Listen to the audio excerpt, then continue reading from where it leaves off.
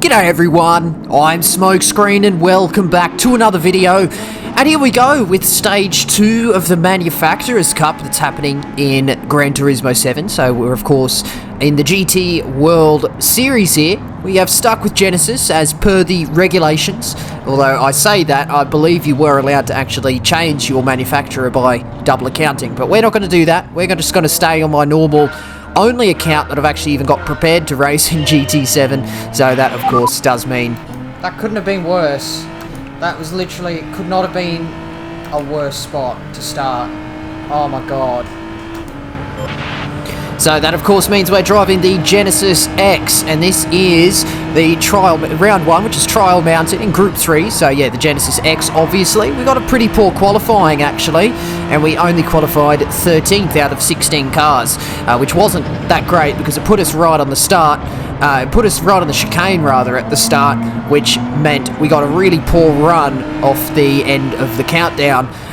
This is a no-stop race on the hard tyre, so really nothing too much to worry about in terms of the pit lane, but the medium tyres were available and they were the tyres we qualified on, but then you had to switch to the hards because that was the required tyre and the only required tyre, so the no-stop was the fastest due to the long pit loss. But throughout this first lap, you can see that gap ahead and behind has opened up, and that was literally the entire race up until the end of lap 10, so the gap behind was about 1 second, and we managed to keep it at about 1 second to Chupagetti. But coming on to the last lap here, I don't think we get the best of the chicanes here because that gap has closed down to less than 7/10 of a second all of a sudden, so we've lost 3/10 just in that chicane there, and Chupagetti is going to take full advantage of that. He's now within half a second, and we've still got an entire lap to go, and I believe it's about a 5.3 kilometre long lap here, so quite a lengthy lap here, almost 2 minutes in Group 3. But let's fly through turn 1, turn 2, turn 3. The dirty air just proving to be a little bit difficult for Chupagetti there, and that gap just opens back up to beyond 7/10 there, but we've got to make sure he keeps it relatively far away because we have the straight coming up, which is a pretty good overtaking opportunity thanks to the slipstream. It's a pretty long straight. It's one of the modifications that's happened to this track in its refurbishment for its debut on GT7, as the straight here is massively lengthened compared to the original version of Trial Mountain. We get a pretty good exit out of turn 8 there, and that gap opens up, and it was opening up until about now where it begins to close down with Chupagetti in the slipstream, so that's a 7/10 gap there. He's not going to be close enough in order to get that move completed by the braking zone of the corner, which comes up right now. But we just get on the brakes a little bit late. The car just disconnects. The rear end just disconnects there, and the car steps out sideways. So we've lost a little bit of time there. That gap down to 0.4 of a second. The next corner here, the same thing just happens. The back tyres just let go. I'm obviously asking too much of the car at this stage, and the rear end let go. That gap's down to 0.2 of a second with only the rundown and the chicane to go. If we get a bad exit out of there, which honestly it wasn't particularly great, but Chupagetti may get something done in the braking zone here. He brakes a little bit later but goes around the outside of the chicane here. He's got to look to get the run out of the second part of the chicane, which we haven't actually prioritised that well, and Chupagetti gets the better exit, but he just runs into the back of me there. He wasn't quite able to get that overlap completed such that that extra run out of that turn could prove advantageous in helping him gain a position. So yeah, he ended up going into the back of us, but rather disappointingly, we qualified 13th and stayed 13th, which really wasn't what we were after. And we'll see here that we only managed to bring home 175 points, which is up towards 100 points shy of what I would go to sleep happy with on the day I did this race. But it was clear to me here that this one was going to be a tough round because I don't feel as though I drove particularly badly in that race there. I was a little off the pace. I would like to be maybe in the 51s, which would be obviously quite helpful. That's my only real critique. I didn't make any glaring errors. I almost faltered under the pressure from Chupagetti on the final lap there, but it was just about okay, so no glaring errors to report of, so we have to go again for another slot, given that that points haul wasn't actually that fantastic. We qualified in 12th this time, so we've made a 1 position advantage, so we've only got 11 more slots to go before we qualify on pole. But anyway, We're going to see how we go in this race. Foss ahead, driving the Subaru. Legacy behind, driving the Ford GT. Oh my goodness. Did you see that moment? The car just oversteered towards the left so late in the picture on the exit of turn 5 that it wasn't even funny. Actually, the exit of turn 4 rather, it wasn't even funny. It honestly gave me like anxiety when I went to correct that oversteer because I was not expecting the car to let go at that exact point right there. But as we head towards the end of lap 1, the gap to Foss opened up to about... Oh, someone's actually had a crash there. Salamander's had an accident on the exit of the chicane. And this particular part of this race is also going to be punctuated by Legacy going for a move up the inside there. So you can see the straight line speed advantage of that Ford GT is just absolutely mega. And he gets a awesome run up into turn 1, but he doesn't quite take the best line through turn 1, 2, 3. I almost get him back. Looks like someone else has had an issue. Canet as well, driving the Honda NSX. So we've lost 1 position but gained 2, so we've net gained 1 position up into 11th. Remember, we qualified in 12th, but let's see how close and for how long we can stick behind Legacy, because that straight line speed that Ford GT has will be pretty helpful in our campaign on moving up the grid. The car just does a weird little slide through that turn 8 that time, and we don't get the best of runs through there either.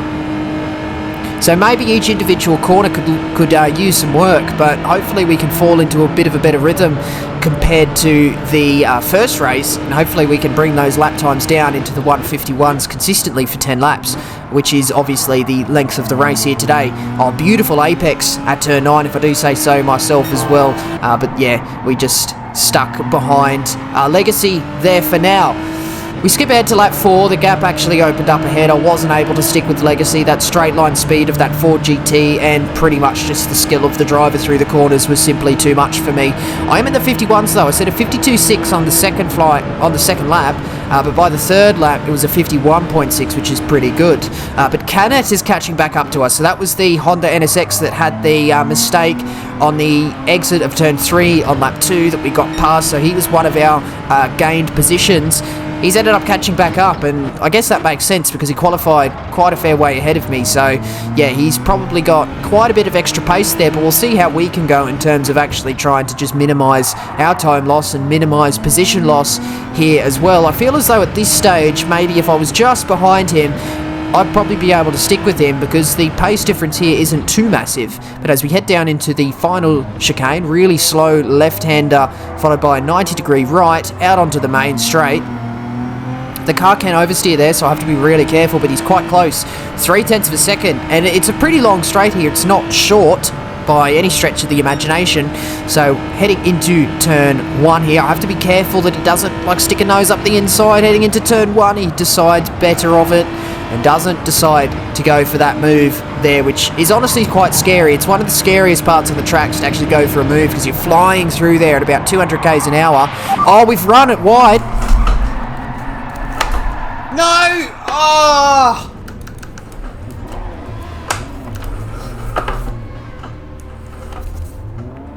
This car is such a handful. And I decided to go ahead and spin bloody out. So that's just ruined that race. You can see there, yeah, down into 16th position, which is obviously no good. I did blame the car straight away, but honestly, I went deep, which is what caused that whole issue there. Canet ended up crashing anyway, so that's 1 position gained. So Canet's had his second crash of the race. As we head towards lap 9, we're still only in 15th, but I think we cut turn 1 too much and get ourselves a half-second penalty. That's no good. We're going to have to serve that on the penalty gates, which is right here. But what that does is bring Canet back into the picture, and we're back battling with him. So he's made a couple of mistakes, but both occasions he's managed to catch back up. But in this second instance here, this is the battle for not last. We're going to stay on board for this lap and see how the lap progresses and see who manages to bring home the wooden spoon, so to speak, or who manages to receive the wooden spoon. But he's not quite close enough heading through all this twisty section. But by the time we head out onto the back straight, which is going to be the first main overtaking opportunity, I get a poor exit and graze the barrier on the outside. I go straight to the inside, full defense, because I know this is the last chance to possibly try and defend this position here, but Canet completely drives past down the straight. We're going to duck back into the slipstream and see if we can craft something into the final sector. I have a little jink to the inside to try and throw him off, but I maybe did it a bit too late, and he probably wouldn't have even seen that little movement I did there. But I wasn't able to get anything done. I just grazed the grass unnecessarily there, and it puts me a couple of tenths behind. We catch back up, heading through this difficult right-hander as we plunge down the lake. Canet grazes the barrier on the outside. Maybe that was just lag, I'm not too sure. But we have to get a really good exit out of here. Oh, he gets an absolute tank slapper on. So that's the MR characteristics of that Honda NSX. Just that rear end stepping out sideways, doing a little bit of a jiggle, a little bit of a dance there. And he got a pretty bad exit. And I was able to get straight up the inside. I'm able to just hold position through this chicane here, and as long as I kept the car under control, I would have been good enough to not bring home the wooden spoon. So, Canet, I'm sorry. Yeah, don't go into the locker rooms, that's all I can say. But 15th, clearly no good. Absolutely no good. There's not too much else to say. There's not really anything to debrief. It's just simply don't crash next time. 139 points, so point reduction compared to the first slot, so it meant that second slot there was an absolute waste of time. But 100 and, oh, I've forgotten it already, 139, 145, I've forgotten. No good is the short answer, so we're going to have to go again for slot number 3. And this is going to be the final race of the video, so that's why I'm showing you the qualifying session. But it doesn't necessarily mean the result's going to be good, so definitely don't click away, please. Anyway, you can see we go out for qualifying here, and we do our little cancel back to the pit trick to get ourselves some clean track. This is the end of the out lap here, so let's follow on with this lap and see what we managed to piece together, because you are yet to see a qualifying lap. And you can see I wasn't telling you porkies before, check out the tyre, racing mediums. So yes, qualify on mediums, race on the hards. Someone coming out of the pits there, but I don't think they're going to be a problem in the picture. But let's head through this first lap here, flying through turn 1, 2, 3. Pretty much just lifts. You can play with the gears a little bit to help get the car pointed. Braking just on the end of the orange barrier on the right-hand side. Carry the speed right to the apex and get straight back on the power. And careful not to oversteer over the crest. Braking just before the end of all the greenery on the left-hand side. I think there's a sign to mark the end of it. We get through there nicely, braking before the end of the curb on the left, meet that curb on the right, bring the car back over to the right-hand side and brake just after the start of the tunnel, back over to the left. Don't be afraid to get all on that dirt there, and that's how you get the best exit out onto the back straight. So that's that first difficult bit. Trial Mountain's quite interesting actually, because you got two pretty technical sections just connected by long straights. That's the best way to describe this. But heading into the beginning of the second technical section, braking just on the roadside on the right hand side after the start of the curb, get nice and close to that apex, hug that gutter on the inside, and then head up the hill towards a difficult braking zone through a right-hander, through a left-hander, over the top of a crest. The car can fling to the left if you have too much steering angle on when you hit the brakes, but we get through there nicely, plunge down the hill, back over to the right, braking just before the compression, turning in, get a relatively late apex there if you're able to. I wasn't quite able to get the best apex heading down there, but we've only got one more braking zone to go, braking just on the last grey sort of barrier on the left hand side in the middle of the advertisements, and then just nice and gentle on the exit here. You've got to prioritise the exit out onto the straight, so sacrifice the left hand to take a tight exit so that you get a nice swooping line through the right hander up towards the line. It's a 1:45.56, and that's a few tenths faster than what I did in the first slot and identical to what I did in the second slot. So I guess given that that's an identical lap, that's the best I could achieve. But let's see where that puts us on the grid after the Manufacturers' Cup introduction.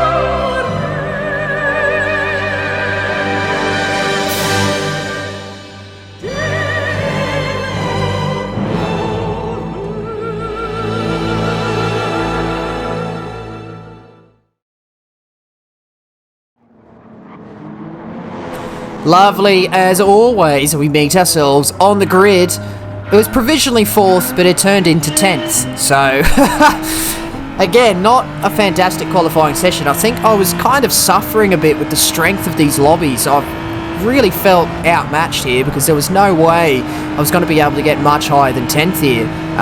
You know, my qualifying lap obviously wasn't perfect, but yeah, I just can't see the time to get further into deeper into the top 10 and maybe in the top 5. But anyway, off the start of this race, if you cast your eyes ahead, we've got Kinet again. We've only qualified one position behind him, so maybe we're not so unevenly matched with Kinet. But the Mitsubishi Lancer driven by Runa has made a pretty poor start, running wide out onto the grass out of turn 3, gives him dirty tyres through all of the rest of the sequence here, and his dirty tyres will probably only just be clearing by about now, which is right before one of the best overtaking opportunities on the track. So yeah, moral of the story is don't run wide. But Kinet is going to have the slipstream, very strong slipstream off the back of that Mitsubishi. We're going to have the double slipstream, not sure how the physics of the double toe work against the single toe in Gran Turismo 7, but we'll take it regardless. We'll take it nonetheless. Kinet gets clean pass. We've got slipstream heading into here. We brake quite late here. Send it straight up the inside. We're tight to the apex. Couldn't see the braking point. God damn it. And we make a pretty big mistake there. Oh man, I wasn't quite able to see the braking point. Completely my fault. I braked too late, but I felt as though I actually did a fairly decent job of keeping it tight to the apex, but yeah, I think the Lance ended up spinning off. But let's have a look at the replay here. Oh, there it is. It looks quite bad from that angle, doesn't it? Yeah, he's completely spun out. I wasn't sure at the time if there was lag or whatever, so I didn't really redress or anything, but you know, looking back at this angle sort of looks towards me in more favourable eyes. I don't know if that sentence makes sense. You know what I'm trying to say. I obviously braked too late. There's no two ways about that. I feel like I did a good job to try and keep it as close to the inside as possible, but I think I may have bounced off the inside wall, and then there was lag between myself and Runa got sent spinning. That's my dissection of the mistake. Oh man, and it's a tough one because on my screen it looked like I was going to give Runa plenty of space, but clearly in actuality there was some form of disagreement in terms of track position on our two ends. So lag, do I have to take responsibility for lag? Maybe. I shouldn't have to, but maybe I do. I broke too late anyway, and I normally say if a car sends from behind with no overlap and causes an incident, it's likely that car's fault. So yeah, I think that one's on me. I'm so sorry, Runa. I don't really know what else to say because I don't redress it and I end up just continuing on with this race. Maybe I shouldn't have, but I don't know. No penalty. It's a bit of a tough one. I just wish we had an actual functioning penalty system to actually take the guesswork out of trying to sort out an error and a mistake like this. But anyway, Marie Violet got past through all of those shenanigans there, the little coming together I had with Runa. Marie Violet's completely capitalised. Kinet has capitalised, and we are now not within striking distance of that NSX like we were previously. But we just got to focus on working to try and get back past Marie Violet. So we qualified ahead of Marie, who I think we'll refer to as a she, because why not? We don't have many female sim racers, so the more the merrier. As we head down into the final chicane, got to make sure we hit that braking point absolutely perfectly. Marie goes a little bit deep, and you can see what that does. It compromises the line for the right-hander, although Marie does a fairly good job of, we've made a bit of a mistake there, so we're going to have to spend the rest of this lap catching back up. And I think what we'll do is we'll turn up the volume and listen to the purring Genesis X as we do so.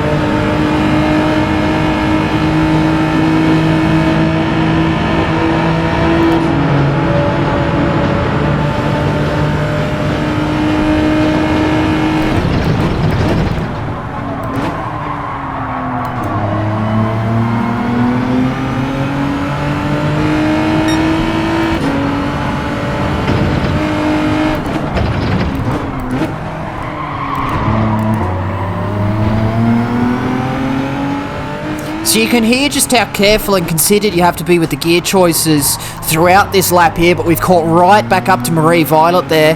He gets a much better exit, or she gets a much better exit, my apologies. And then we had a brief look behind. Dr. Kubrick's come out of nowhere driving the Nissan GTR. So we'll see how that works itself out as we head onto the main straight.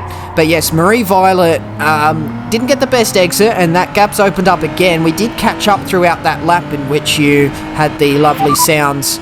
See on the medium tyre? Had the lovely sounds of the Genesis there, but it looks like we're now going to have to focus on trying not to lose another position, so we all of a sudden find ourselves on the back foot. And Dr. Kubrick is looking very racy, and I wasn't sure exactly where he'd come from. I'd only just noticed him on the end of that previous lap. So I was thinking, oh man, did he come from the back with like the medium tyres on or something? Wasn't too sure, because that is a possibility that somebody forgot to switch from the mediums from qualifying to the hards for the race. Because if you don't do that, you have to do a pit stop onto the hard tyre, because you have to use the hard tyre in the race. So I'm thinking at this stage, as he got the mediums on by accident, then he has to perform a pit stop, in which case I don't want to fight him. But then I don't know if he's just on the hard tyre and he's a lot faster.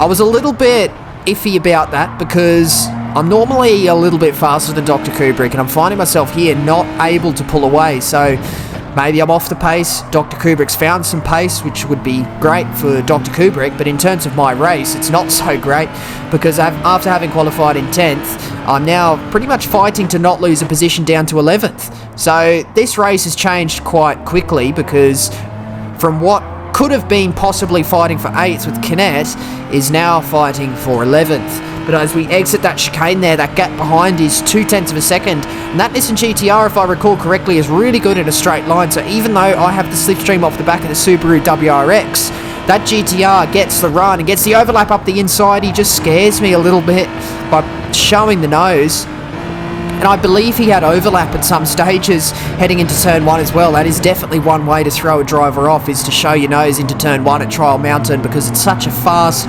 fearsome, flowing section of circuit. You really don't want to be going side by side, and it can be such a scary prospect if your competitor tries to put a move on you at that part of the track. Oh, we've received a bump! Jeez! Oh my god! Oh, scared me shitless. Oh my goodness, I forgot that happened. That scared me just as much then as it did in the race. Dr. Kubrick just on the brakes a little bit too late. He would have had quite a lot of slipstream from that long straight, so just braking a little bit too late there. I have a slight wiggle in frustration to let him know, mate, what are you doing? What are you bloody doing? But he doesn't completely overtake. He slows down, redresses, so Dr. Kubrick, mate, that's fine. Everyone makes mistakes. It was clearly an accident, and that's okay. He's looking really close on the exit of the chicane this time, but unfortunately that little bump has put me out of the slipstream for Marie Violet, so now I'm probably not going to be able to get any better than 10th, which is where I qualified, so I guess let's just stay where we qualified. Let's do our absolute best to not lose any further positions. Dr. Kubrick gives me a little bit of a bump on the main straight, a nice little bump draft, so I guess he's just saying sorry for the bump he gave me the other part of the track where it's not so useful. But that gap behind, 0.6 of a second, or 0.8 of a second rather, and the gap ahead is 1.3. Maybe we can just about get into the slipstream of Marie Violet. It's not quite going to happen as we skip ahead to lap 7 and see the gaps have remained fairly stagnant. Oh, we get a pretty poor transition from the right into the left. The car actually let go, the rear tyres let go, and the car did a little bit of a wiggle on the back tyres, and you really don't want that to happen. It's such a crucial change of direction from turn 7 to 8 because it leads out onto this straight. So when you get that wrong, you kind of compromise all the way down the straight. The gap ahead's opened up to 1.7. Dr. Kubrick, 0.3 of a second. Let's see if anything happens into this braking zone. It looks like he sent it down the inside, quite similar to what I did to Runa, but not quite to the extent to which I end up getting spun off the track. So another overtaking attempt by Dr. Kubrick, accidental or not, although I'm leaning towards the former, has just put him off the back because he wasn't quite able to get it done on that occasion.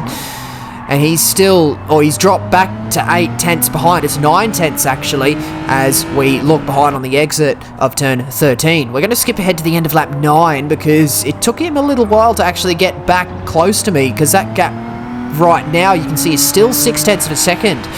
So I think Dr. Kubrick, he's probably less than half a tenth faster than me per lap, but nonetheless he is faster than me each lap, given that he's able to catch every time. The gap to Marie Violet's completely opened up. Have a look at that, 3 seconds, so they're clearly faster in the later stages of the race. I really would like to have a complete stack of 51s on the right-hand side, but I don't quite think I was going to be able to do it on this particular evening. So I set a couple of 51s, but the majority, or the remainder, of 52s and 53s. I believe the 53 happened when I engaged in a little bit of a battle with somebody. But nonetheless, we're coming up to the best overtaking opportunity on the track, and it's the final time in which we do so. So Dr. Kubrick... Oh, we've just had a look behind. Dr. Kubrick's actually made a huge error, and he's fallen off the face of the earth. He's dropped down the totem. That gap has opened up to 2.2 rather. And yeah, Dr. Kubrick's made an error. He spun out. We got no more pressure from behind up until the end of the race, in which we finish 10th. I think we leave it there. I can't do it anymore. Oh man, I was going to say a bit of a roller coaster, but it's a roller coaster in that the entire journey was spent on the bottom part. 196 points. It's not that great, I'll be honest. I'm pretty dissatisfied, so I don't really know what went wrong in that round in general. Like, obviously I spun out the second slot. First slot I didn't get the qualifying I wanted, but the third slot I didn't spin out. I did have it coming together with Runa, which puts a bit of a dampener on it. I never want to be that guy that punts someone off, but I mean, there's no but. You can't say that and then have but after, because it takes away from it. But like, I don't know, I just didn't have the pace today. That's 3 rounds and 3 fairly similar results, but I saw that 196 and I was just thinking to myself, slot 4 could easily be the same drive, but for 120 points if the split was still strong, and that equivalent drive puts me like 14th or something. And it's just, honestly, it's just getting late in the evening for these slots, so 3 slots is about all I could give it, and I didn't feel like I was making progress throughout the night, so I kind of figured that I didn't think I could do much better if I decided to go again, so 196 is where I left that particular round. A couple of disappointing results from the opening of Stage 2, actually. I wasn't that satisfied with my Nations Cup result either from the previous video, and we've just sort of topped that off with a rather disappointing Manufacturer's result as well. A couple of good battles in both videos, good battles with good drivers, but just overall the points that we're taking away just aren't really high enough to leave me satisfied. But we're going to have to work on it throughout the season. Of course, we have drop rounds, so maybe this 196 will end up being a drop round, in which case it won't matter.